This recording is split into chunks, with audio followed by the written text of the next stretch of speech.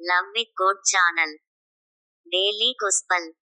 லூக்கா நற்செய்தியிலிருந்து வாசகம். அதிகாரம் 1, இறைவார்த்தைகள் 26 முதல் 38 வரை. 6ஆம் மாதத்தில் கபிரியேல் என்னும் வானதூதரை கடவுள் கலிலேயாவில் உள்ள நாசரேத்து என்னும் ஊரிலிருந்த ஒரு கன்னியிடம் அனுப்பினார். அவர் தாவீது குடும்பத்தினராகிய யோசேப்பு என்னும் பெயருடைய ஒருவருக்கு மண ஒப்பந்தமானவர். அவர் பெயர் மரியா.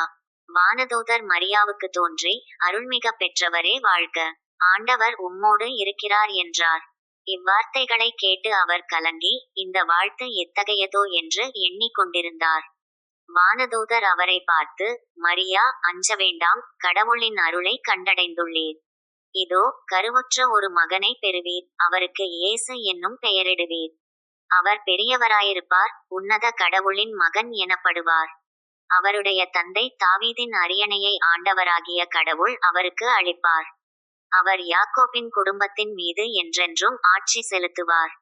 அவருடைய ஆட்சிக்கு முடிவே இராது என்றார். அதற்கு மரியா வானதூதரிடம், இது எப்படி நிகழும்? நான் கன்னி ஆயிற்றே என்றார். வானதூதர் அவரிடம், தூய ஆவி உம்மீது வரும்.